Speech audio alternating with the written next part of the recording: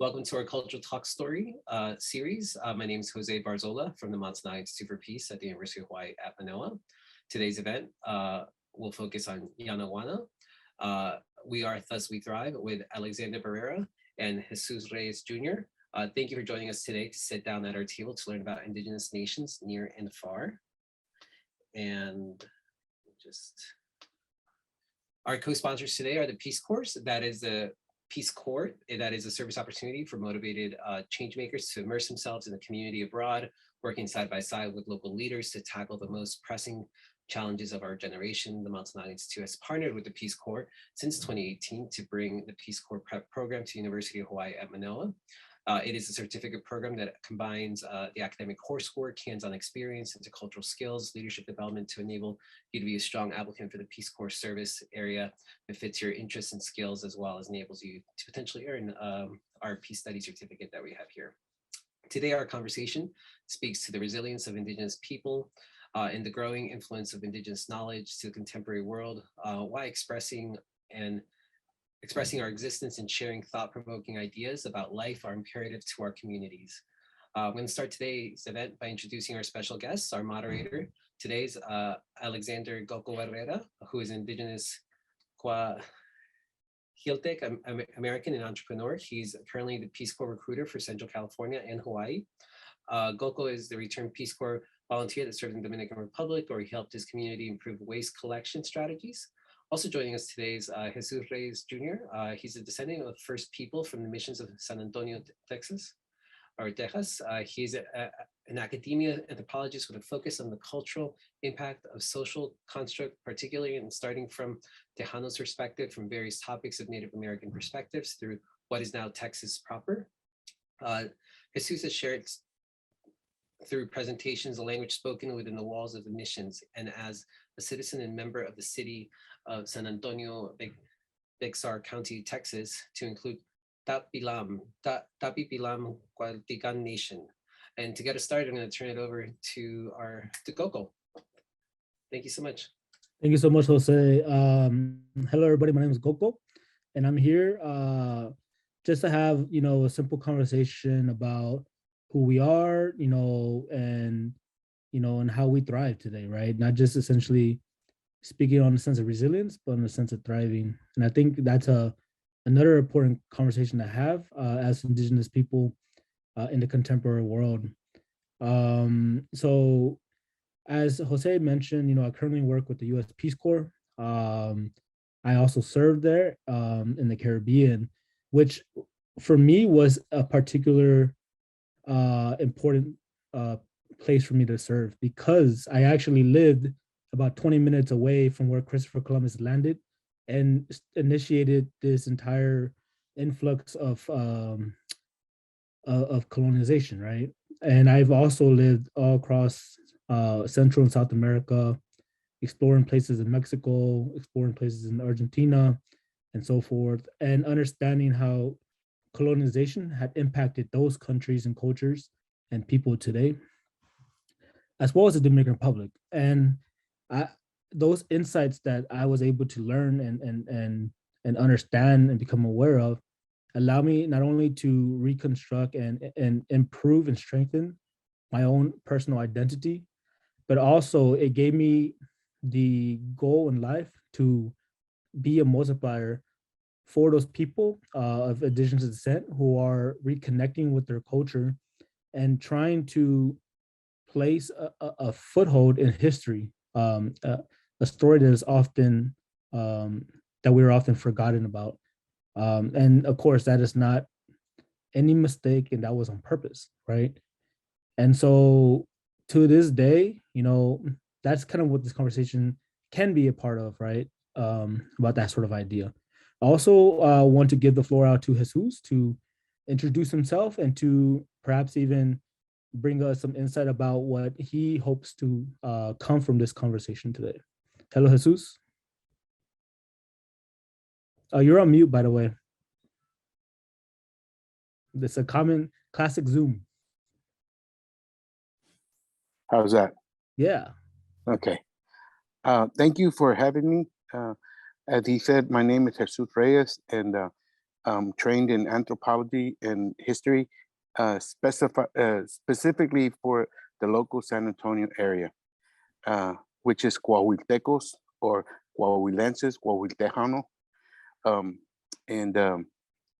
Yeah, I'm trying to articulate the words I want to use, but it's right now we are in the instructional aspect of the language, of teaching simple sentence structures, and that we have collected through archival work and implementing to our children. But I'm looking at Hawaii because they've done an immense amount of work with the language, and it's fascinating. But yeah, so there's a lot of aspects of the culture that we're trying to revive. Mm-hmm. No, that is a good point, actually. Before the pandemic happened, I had the grace to be able to go to Hawaii and visit Hawaii, and it was really a beautiful thing to go to Honolulu and to go through Hilo and to see how the Native Hawaiian culture is making a sort of rebirth and a sort of comeback. I actually got to sit down and participate in a language class to actually hear Native people speak the Native Hawaiian language and speak it to youth, right? It was a beautiful thing, something that I would hope to one day see in Texas, and something that makes me really proud to see that people like you are doing the hard work to essentially reconstruct something from our own ancestral past in that sense. One thing that I always kind of go to, like personally for guidance, is understanding how there may be a lot of parts of our culture that have been taken from us, right? But there's also a lot of our culture that thrives and that still comes out today, and full flesh. One of those things being kind of like the work we're doing at the food forest, and I would love to talk about that in a little bit. But what I mean by that is the idea of having spaces where our culture is there and present, right? Like just the other day, this weekend, I took my little daughter out to go get some barbacoa, and in my household we don't drink big red, but we drink agua de Jamaica, right? Like as a replacement for the red drink. But like the simple idea of like having like an oven roasted, dish like that, to me is like a beautiful symbol of how our culture is projected out to in the contemporary world. But honestly, like if we can get to the point where we're having like language classes out, that would be truly fantastic, and in just the name itself, to the park that we're working on together, is sort of like a symbol of that, in my opinion. What are your thoughts on on the park and the name? Oh, can you hear me? Yeah, I can hear you. Okay. The name is derived from our sacred fire, ceremonially, and the sacred fire that surrounds us, the planet, the sun, and the moon, and the process of photosynthesis within us and within the plants. So that will generate the healthiness of the growth of the plants. And to us, that perspective is very important. We're all connected. All the sun rays touches everything that is, and that's how we are all connected, from the animals to the winged, four-leggeds, the rocks, the plants. All of us are connected. So yes. Hear your voice carrying up to the front, so you would have to use that out in the patio. Oh, okay. Sorry about that. I'm gonna have to. I'm in the library. That's why. Let me talking about that. Let me go to the patio and I'll be right back. All right. I'll be right back. Okay. In the meantime, to provide some context for everyone watching and listening, Jesus and I are working on a food forest project that emphasizes indigenous permaculture in the city of San Antonio. San Antonio and South Texas and North Mexico were once not two countries, but a land range that was free and open, and that still to this day maintains the same culture of Coahuiltecans and Tejanos. That the names of the state is derived from Texas, is derived from the people of Tejas, right?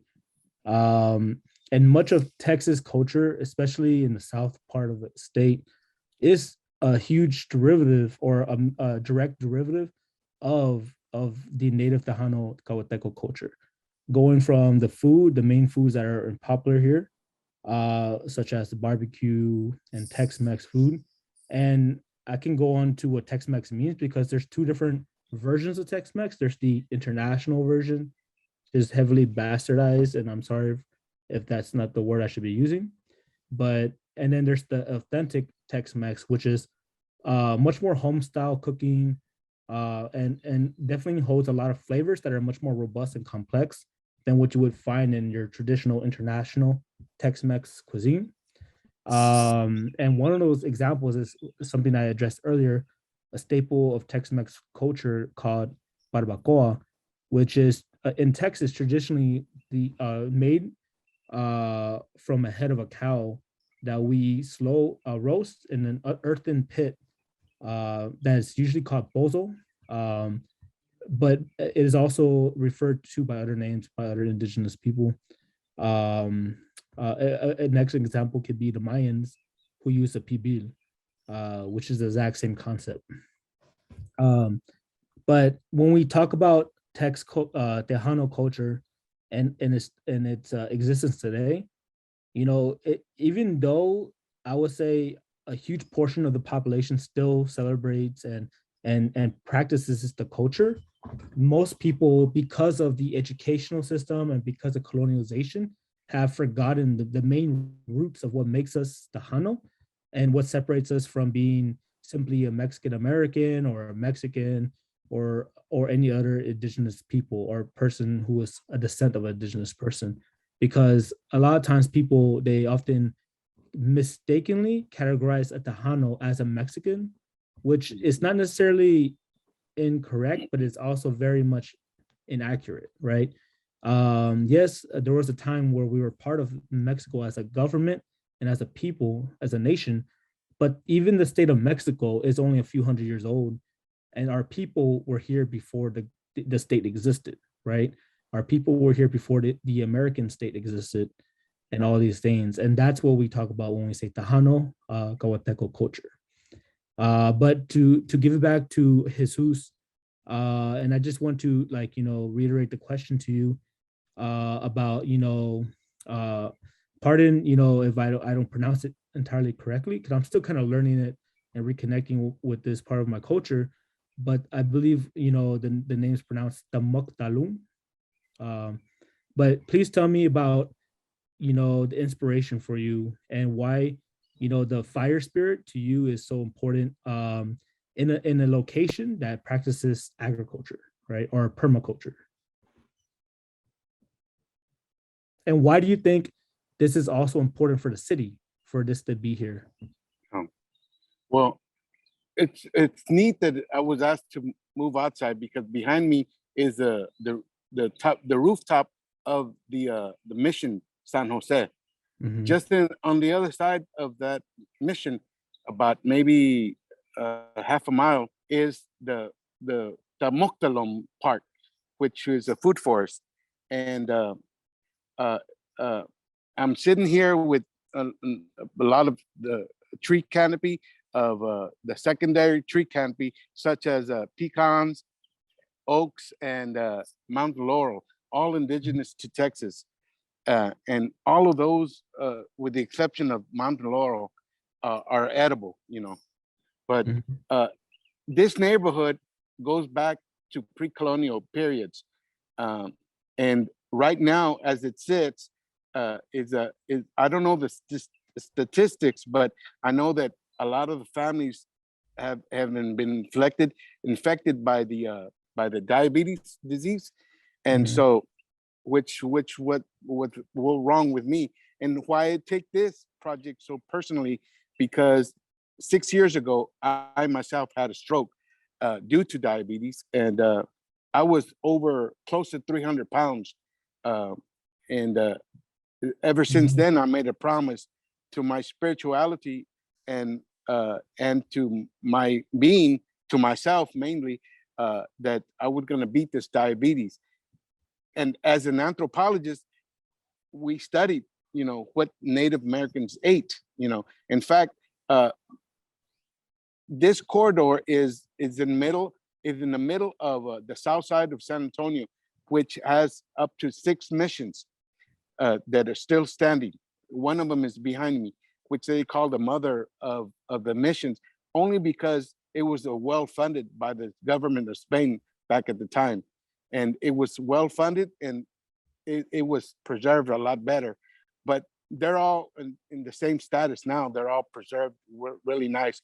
But um, the reason I'm passionate about the food forest, it's because it gives me an opportunity to teach community members what Native American people ate, and what the Spanish started to document, because they witnessed beautiful people, which were the native people, and it was because of foods they ate, which is natural, and superfoods like the what we call the mesquite bean, the nopales, the Mhm. yucca, all of that grows naturally for free here. And although uh, society has torn that down and started building apartments, and so it seldom is in existence no now, but um, we're through teaching, we're hoping that we can reteach what Native Mhm. Americans, descendants of the Native Americans, can start to eat, once again. And so Mhm. that's why it's a passion for me, because I now my doctor have told me that had taken me off of insulin because of my way of eating. At first, granted, I started to eat at the local grocery store, just going into the produce section and eating the basic what was brought in, from kale to any kind of leafy greens.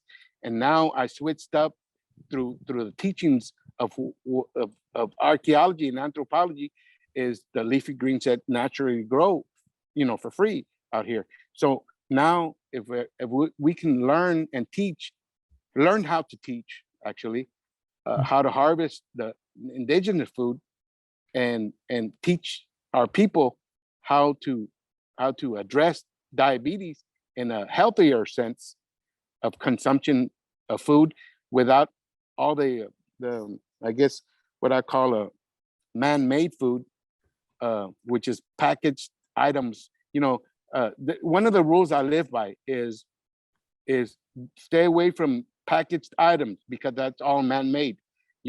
An apple, an orange is all God wrapped. Those are a lot healthier.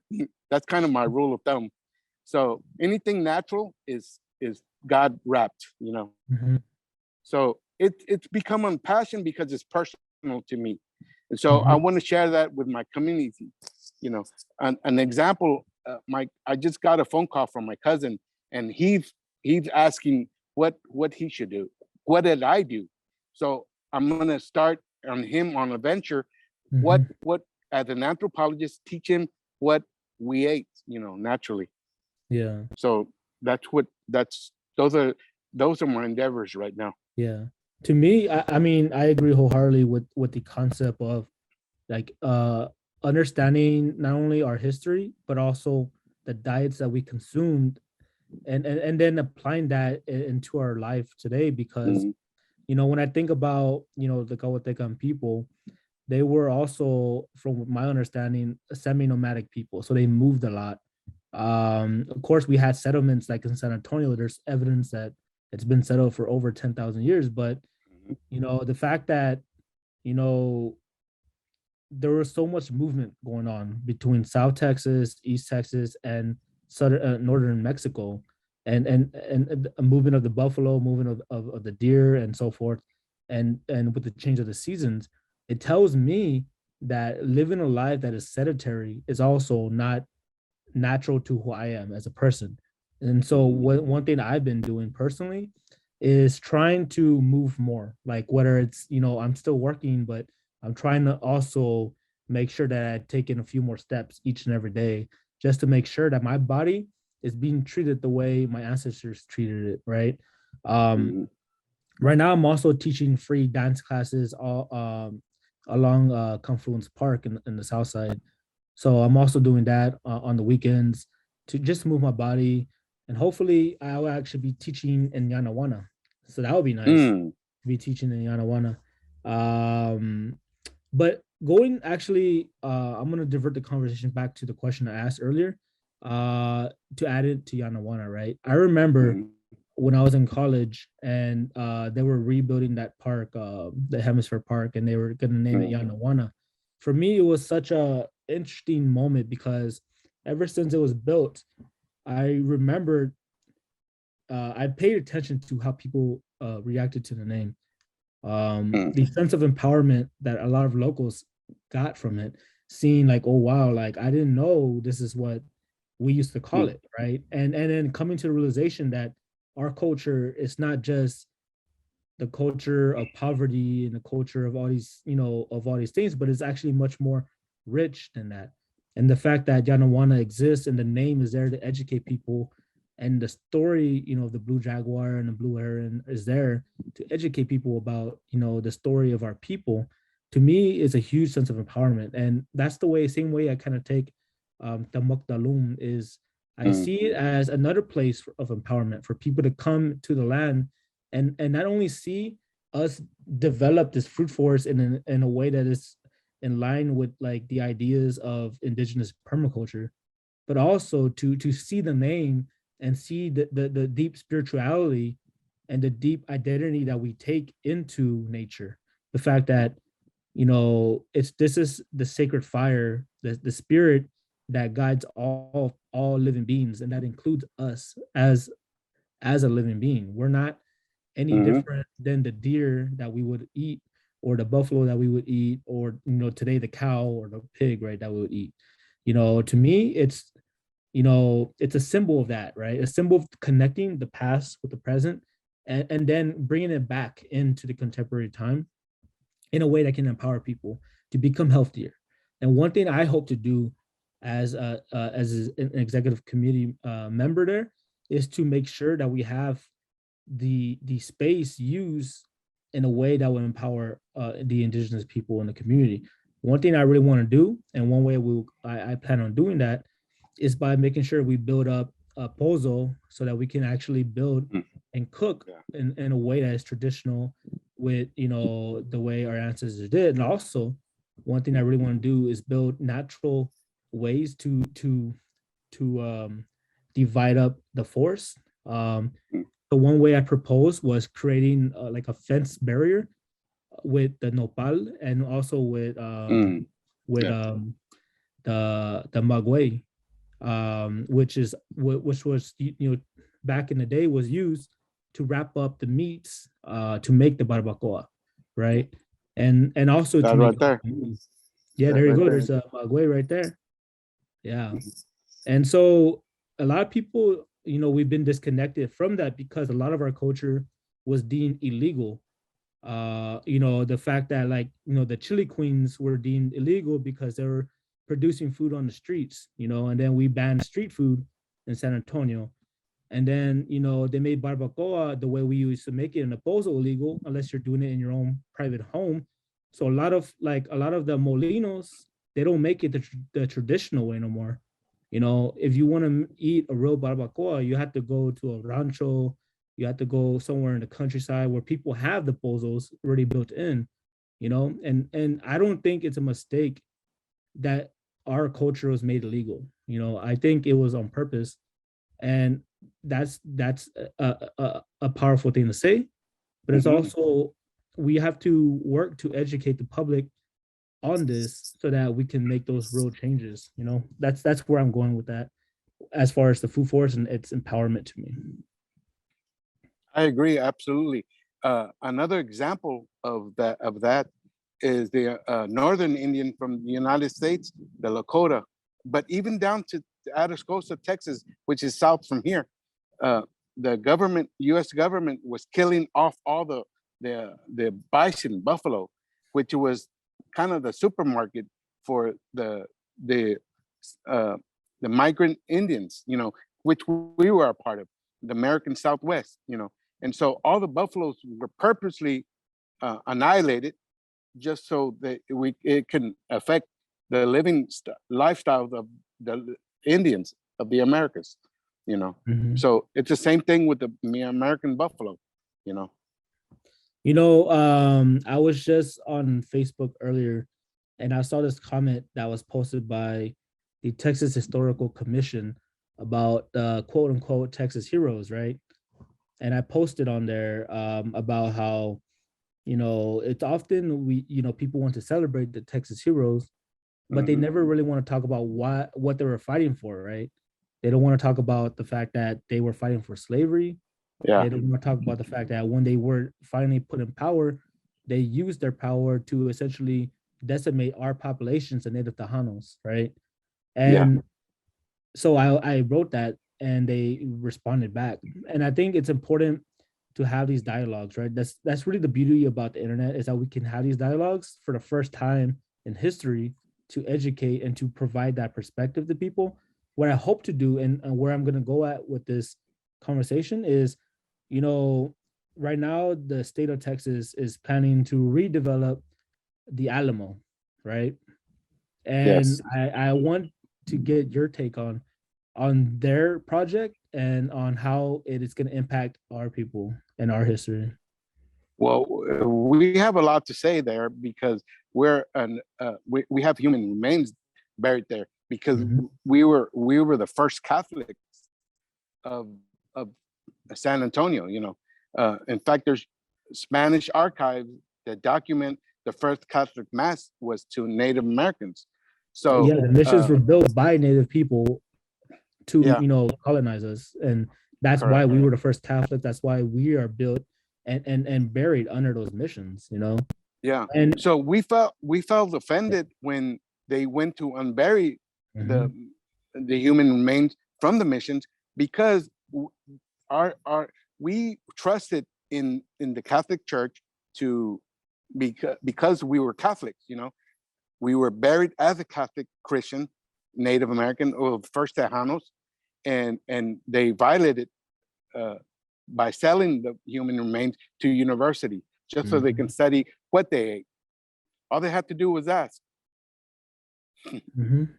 you know? I mean, that's the excuse they provide, right?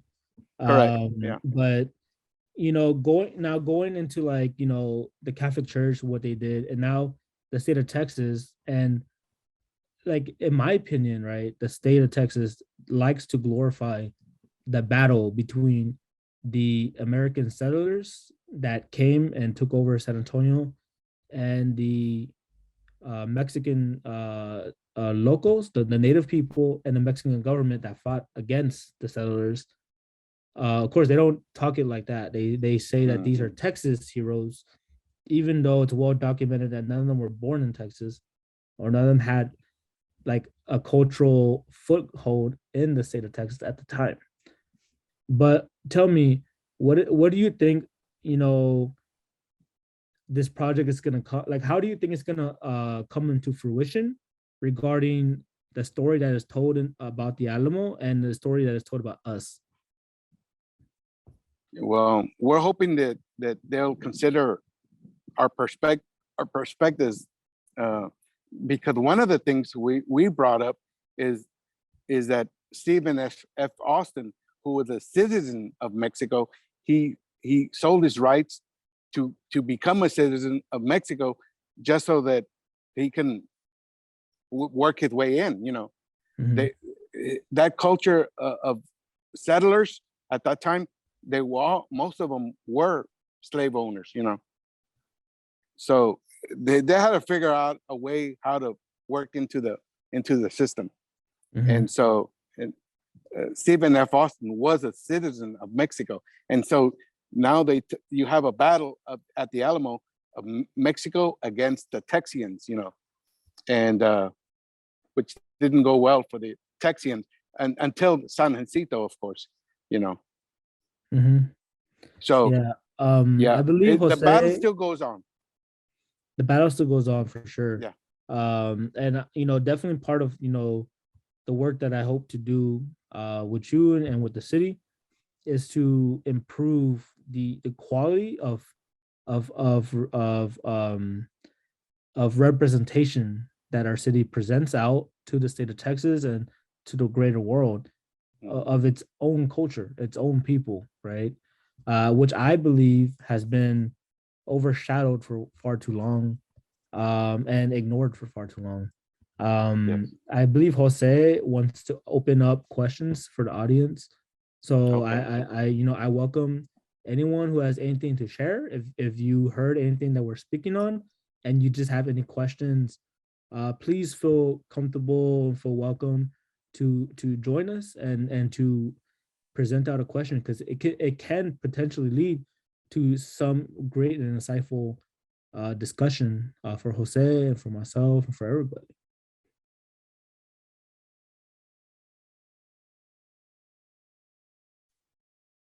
Thank you so much, Gogo and Jesus, for your spirited knowledge into these fields.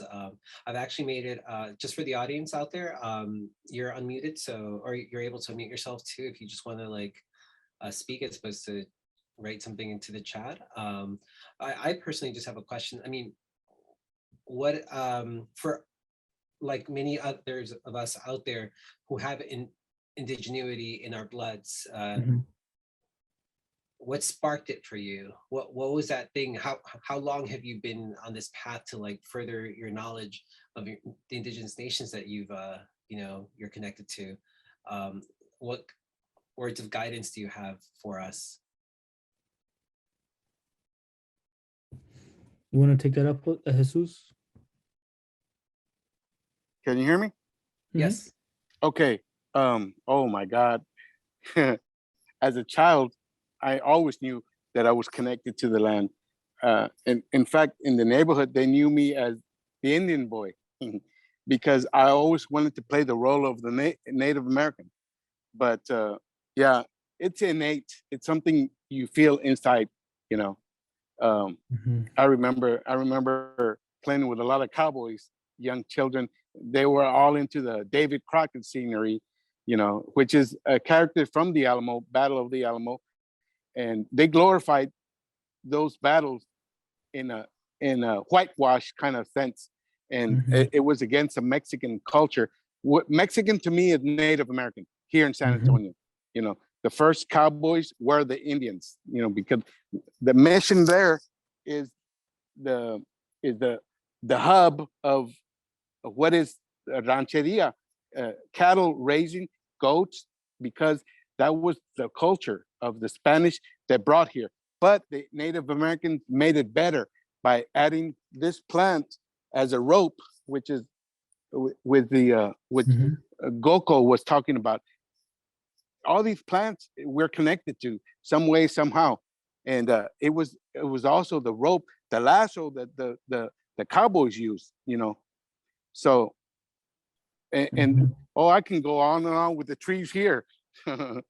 There's Mhm. trees here. I don't know if you can see them. Those are mountain laurel trees. And I just got back from Hawaii in October, and I met with a hula dancer. Their perspective and connection to the earth is so profound, just like the Indians here, the Native Americans. I like to say Native First Peoples because that's who we are, the Native First Peoples. But yeah, the connection that we have and we have to the earth, and I recognize it with a hula dancer because he was talking about Pele and how they battled.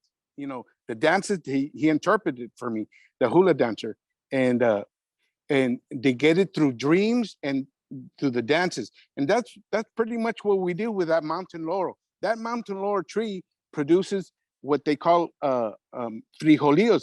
They're pods. They're it's a loom. It's what it is.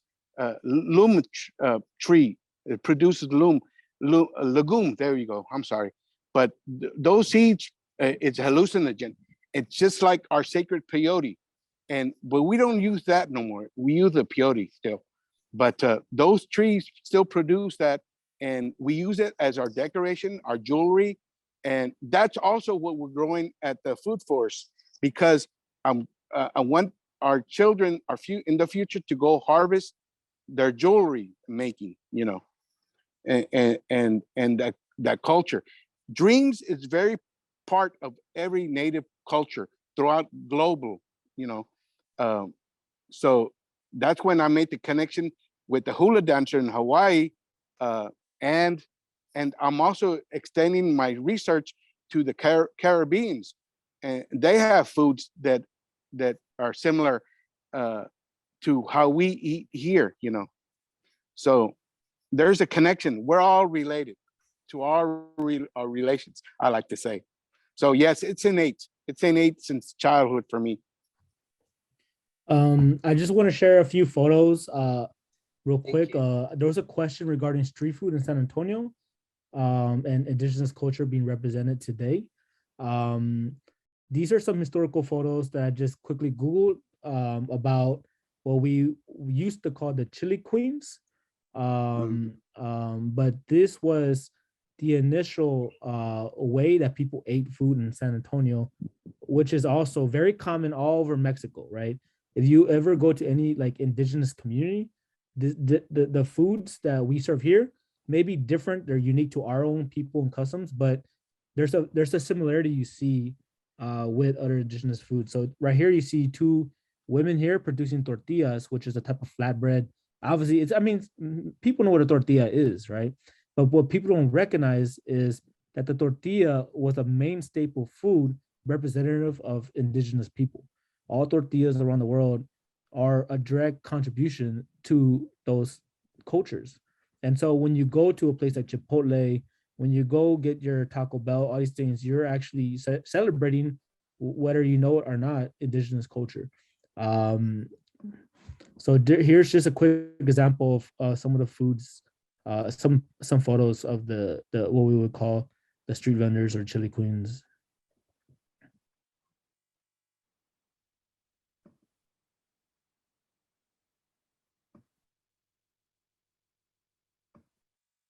And like I said, during the like once the Texas became part of the United States, there was a huge push for what we call cultural assimilation. And some of this took place in the form of residential schools. Some of it took place in the form of making what we would call our central aspects of our culture illegal. So this included street vending, and it made it illegal. So if you wanted to actually make a living by producing food and sharing food with your community, you had to have the ability to own land, which Native people were forced not, they weren't able to own land for a significant amount of time after America took over. They had to have the income and the capital to be able to do it, right? And so it wasn't, back then, street food and street vending was a very economic way of producing an income and sustaining yourself. But that sort of law made it illegal. To this day, there are a lot of restrictions that take place because of that. Like, for example, it's still basically illegal to play music in the area, which was a direct contribution of these types of laws. Some of them refer to as the Jim Crow laws, right? But as far as street vending goes, it is still highly regulated, but it has been liberalized a little bit. So now, people have food trucks and stuff like that. That, it's pretty common in a lot of places around the United States now, but it's nowhere like it used to be, where it was more, the culture was much more in focus, the way we would produce the food. Another thing they made legal, I kindly addressed earlier, was they made it illegal to have a pozo, which is a very traditional way of cooking food. It's kind of like saying they're gonna make a brick oven illegal because Italians use it, and you don't want to have brick ovens for that purpose, you know. So that's essentially the idea. They made our version of what a brick oven was illegal for the sake and purpose of decimating our population, making it illegal for us to cook foods the way we always cooked foods, specifically foods with meat in it, right? Or anything like that. So our culture has had to adapt, and it's adapted in many different ways. One way it adapted was by introducing the flour tortilla. We were able to adapt by, you know, we didn't have corn ready available to us at the time. They made it illegal in our communities. So we used flour tortillas, right? And a lot of people don't realize that. Another way we adapted was we just cooked foods differently. But the important thing that Jesus was talking about earlier is that what that did was it made us more reliant on processed foods and processed ways of cooking food. So what it did was it disconnected us from the land and the way we produce the food with the land. So instead of using, you know, like the maguey as the wrapping paper to make, you know, the food, or what I guess what you can call it, tamal, we had to suffice with frying food and going more towards unhealthy ways of producing that food. Instead of being able to harvest food naturally, like harvesting the mesquite beans and so forth, we were forced to essentially obey the idea of private property, which didn't really exist in our culture before, and we had to be forced to use flour, right? So we made all these changes. Some of them made really good, you know, things, like, you know, I love flour tortillas, but it's also a lot. It's not we're not necessarily accustomed to eating so much gluten, and so a lot of people in San Antonio and in indigenous communities are starting to suffer from things like diabetes, high blood pressure. That's coming from the inflammation in our bodies. When our bodies are trying to process the gluten, it actually creates a lot of inflammation, and that leads to these serious types of issues that you start to see. So I mean, there's a lot of things we can talk about. But thank you. I think it was Mary who presented that question. She also asked a second question, and I want to ask Jesus the question. What do you think about the way the city represents indigenous culture? And do you think there's enough indigenous people who are openly indigenous in city government? Oh, definitely not. But just to go back a little bit on your topic, before the flour, we used mesquite flour, mesquite crushed powder, which is a tree that grows here in Texas. That tree line behind me is a mixed vegetation of trees. Mesquite is one of them. So what got replaced with the white flour, it was the mesquite beans, you know. So it's a superfood. It was healthier than the flour. But yes, apparently it's untapped right now. We have a whole community of educators like myself, tribal members. We have a tribal council. We have women, children that are flourishing as a community, and we're making our ways. In fact, being part of the Alamo redesign that they're wanting to do, and we had to confront a lot of barriers because of that. You know, the whitewash that took place. We're breaking all kinds of barriers through legal, you know, actions. We had a lawsuit with the state of Texas, but it kind of fell our way because of our Spanish archive documentation. It's all been written and documented well. So that's one thing I have to say, that the Spanish, they did a lot of horrible things to our people, but they documented all our families, genealogy, and our baptismals, and all the sacraments of our families. So thanks for them that we have these Spanish archives as well, you know. But it's still untapped. We're still working on it, and it's not enough though. But we're still working on it. I have a question, or let me see if there are any questions before I ask. I don't see questions though. So my question to you is, like, what do you think we need to do, or what do you think we can do to not only provide a bigger voice in the city, but to do so in a way that will show that there's such a lack of representation? Well, one example is this food forest. If we could change the statistics of diabetes, knocking it out, and they're going to ask why, what are we doing? You know, the doctors are asking, whatever you're doing, just keep on doing it. You know, you're off of insulins now. So, all right, you know, so they're going to ask, once you get those kind of statistics and science involved, and I think that that's our way of making a difference and being a part of the structure, you know. Mary's asking, what is the name of the bean that you're referring to? Well, it's a mountain laurel tree.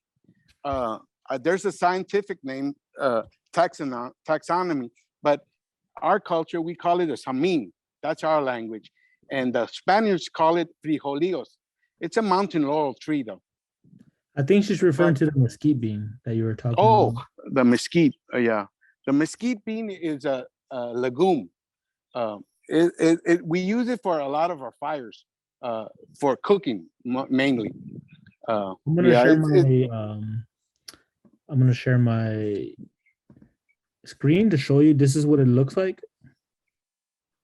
yeah, that's it. So, and that was consumed by Native Americans, Yes. and it would process as on a metate, which is like metate is a crushing, like the Mexican Indians in Mexico, they crush the corn to make the flour, Mhm. corn flour, and this is the same process. And we would use limestone, right? Basalt, Basalt. there's different volcanic areas, bubbles throughout this region that they would harvest the basalt, or it would be limestones. There's evidence of archaeological metates, you know, in the ground. So yeah, limestone would another one. I guess what I'm referring to is like in Mexico, a lot of the corn that is mixed up to make the tamal is called they use like limestone or lime in addition with the masa. Oh, and Mexico is yeah, called no, I didn't know you were tamalization or talking something like about that. Yeah. Yeah, I don't really study that. I have a professor that studied the corn Mhm. in process, you know, but Yeah. I don't know too much of that, you know. I just study what's here, you know, the mesquite bean. Yeah. Maybe I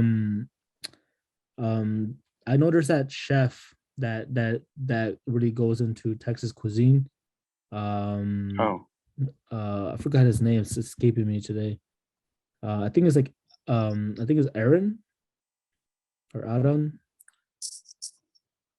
it's not Sebastian. I mean that may be a different person, but Oh, okay. yeah. Well, the idea, I guess, behind that question is, you know, I guess the question I have, right, is, you know, a lot of people they're not too familiar with mesquite beans as a way to produce tortillas and food. So, you know, how have you It's been high in able to fructose. experiment with it? Huh? It's high in fructose. I know the horses love it. Yeah. Yeah. And do you source mesquite beans locally, or how do you source your mesquite? Yeah, about 20 minutes south of here, we have a ceremonial ground, and we started to collect the mesquite bean so we can process it. But the person in charge of that moved away to the UK. So I've got, maybe I'm thinking of starting up the project again, you know. I would like to So be part of that. yeah, Mm-hmm. it's a good source of fructose though. Yeah. I don't know if there are any other questions, but if anyone in the audience has any questions, if you, Jose, have any questions, feel free to bring them out. Jesus and I would love to address them.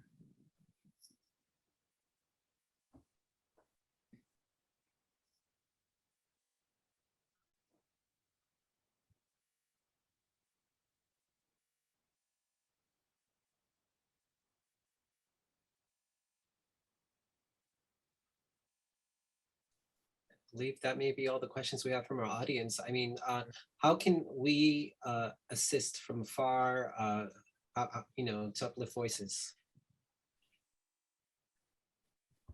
Well, I see there's a comment here about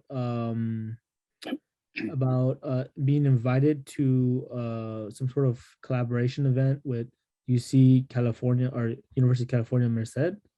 I think the best thing we can do for support is to just be mindful of that when you participate in culture, because Tejano culture is a very unique in its story, that we've had a lot of representation in the world global stage with little representation of who we really are.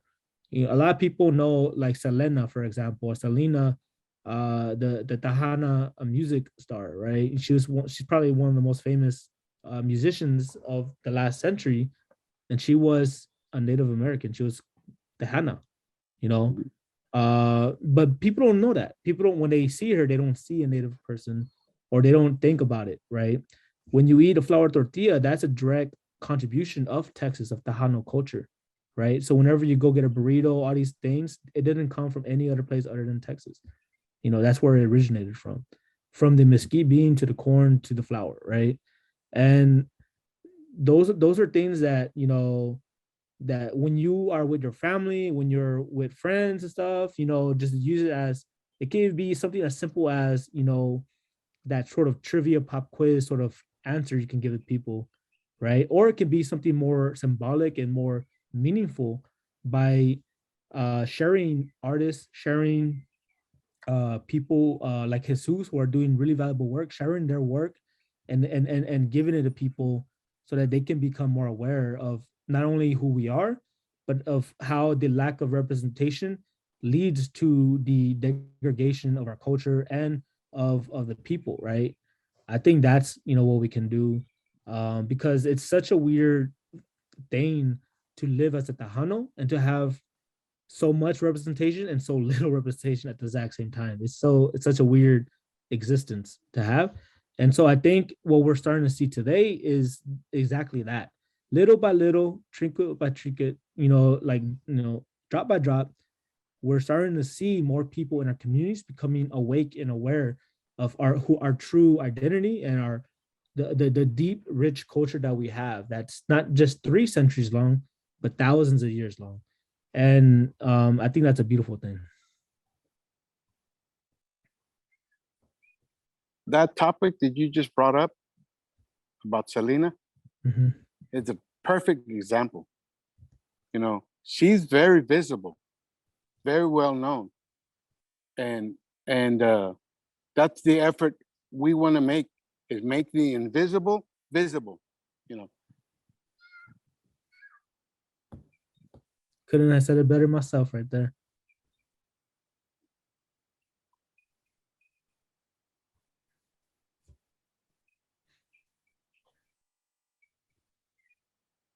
Well, I just want to thank you all for thank you, Goko and Jesus, for providing such an opportunity to learn about your community. It's beautifully just thought-provoking event, so many kernels of knowledge, and you really just got, it was actually really wonderful, Jesus, that you're outside and you were able to just show us like visuals of just It turned how out many better, times right? we like just walk by, not really acknowledging the indigenuity around us altogether and just appreciating it for the resiliency of it continuing on and how it nourishes us in so many different ways. No, not only like, literally like nourishing us food wise, but also just like knowledge wise, which thank you. And for reminding us about the importance of that and allowing us to be a guest at your home today and continuing to uplift voices. Last but not least, I want to thank everybody for joining our event today, our talk story. We truly appreciate your interest and support in sitting down at our table to learn about indigenous nations near and far through our cultural talk story. Mhm. That's just You everybody. know, I had one parting word to say. Yeah, please. This is a thought I've been having for a while. And one way I think we can provide more visibility is by rebranding some ways that people identify our foods and our culture. So I was thinking, you know, something I really want to work on in the future is sort of like a marketing campaign to rebrand Tex-Mex food as like comida Tejana or Tejana food. And that's Tejana, or it could be with the X. But I think with the J would be more understood because a lot of people don't know that Texas is actually an indigenous word, right? And they'll probably just get confused with what we think of Texas today, which is to me not what I think of when I think of Texas. So like a rebranding. So I'm gonna be coming up with some stuff in the future, perhaps, to be on the lookout. And yeah.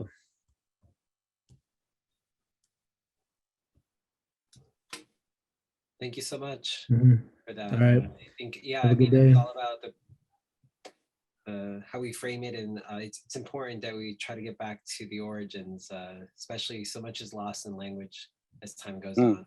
As we talked Mhm. about, you know, assimilation, it's unfortunate. So thank you for continuing to uplift. Wish you all the best, Jesus and Coco. Thank Can you. I leave you out with one more word? Yeah, please. Yeah. That Love will it. hail Nahokatu to all our relations. That's the way we say it in our language. That will hail Nahokatu. So thank you, relations.